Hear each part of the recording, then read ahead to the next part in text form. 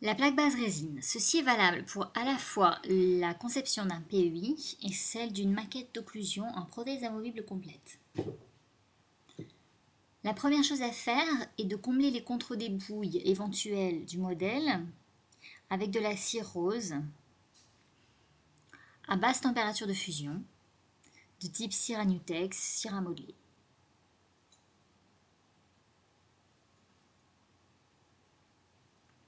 L'important, c'est que la cire qui comble ces contre-dépouilles ne descende pas jusqu'au fond du vestibule, mais comble uniquement la contre-dépouille.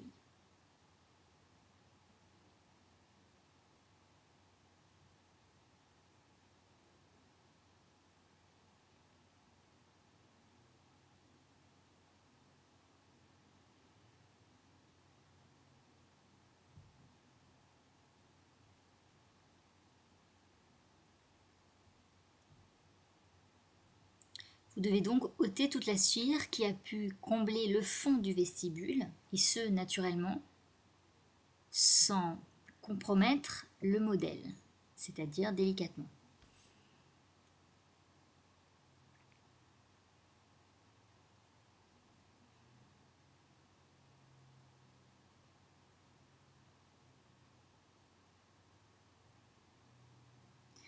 Vous devez ensuite penser à tracer les axes des crêtes ainsi que les axes frontaux sur l'entablement de vos modèles. C'est très important, vous devez absolument penser à le faire avant toute autre chose. Comme vous le voyez, ça ne prend que quelques secondes.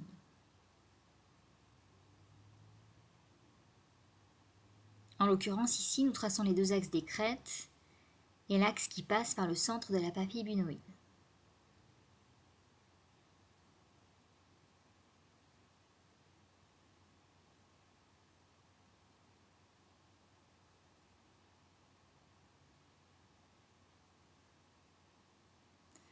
Pensez ensuite à badigeonner le modèle avec du séparateur, plâtre résine ou plâtre-plâtre.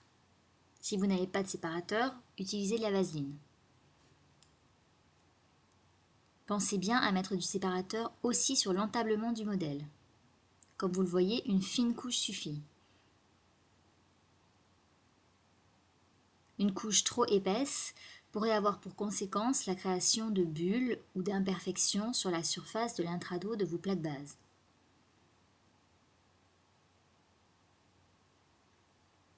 N'hésitez donc pas à supprimer tous les excès qu'il pourrait y avoir de séparateurs. N'oubliez pas ensuite de tracer des repères. Ici, on commence par tracer le fond du vestibule.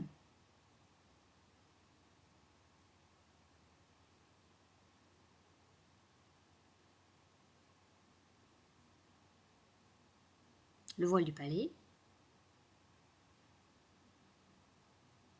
et les freins. Freins latéraux, freins antérieurs, ligament ptérygomaxillaire.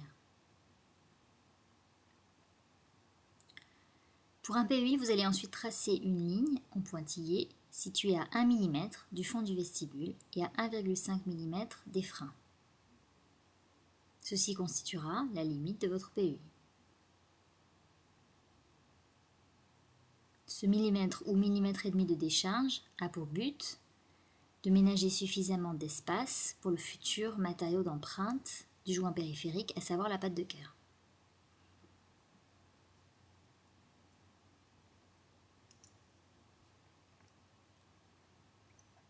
Il vaut mieux tracer ces repères au-dessus du séparateur de façon à ce qu'ils s'impriment dans l'intrado de la résine.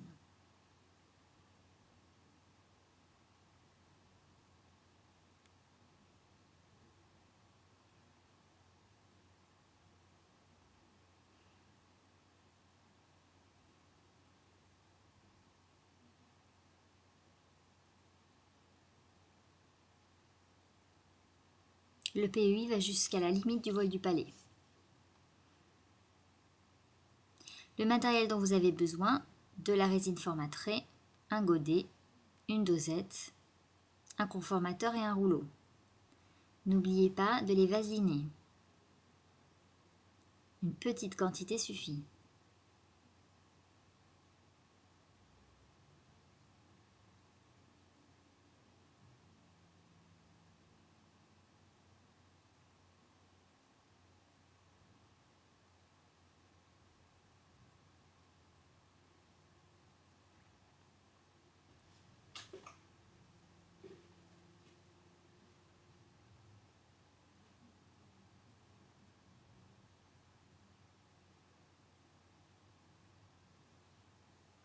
Pour faire une plaque base, en règle générale, une grande cuillère de polymère suffit et la dose de monomère correspondante est mold full.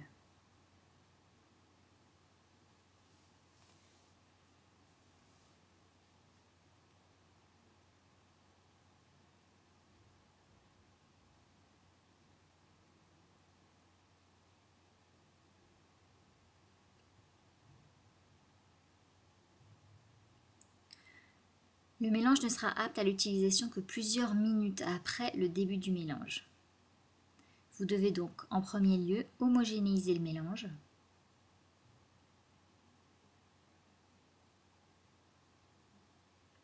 Et ensuite le laisser reposer.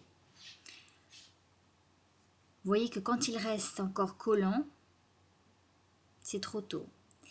Il ne pourra être utilisé que quand il prendra cet aspect plastique et non collant. Donc quand il ne colle ni au bord du godet ni au doigt, vous pouvez commencer.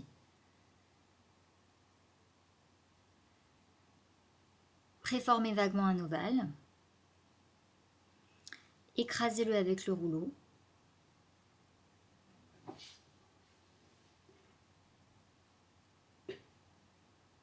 Jusqu'à ce qu'il ait une épaisseur uniforme.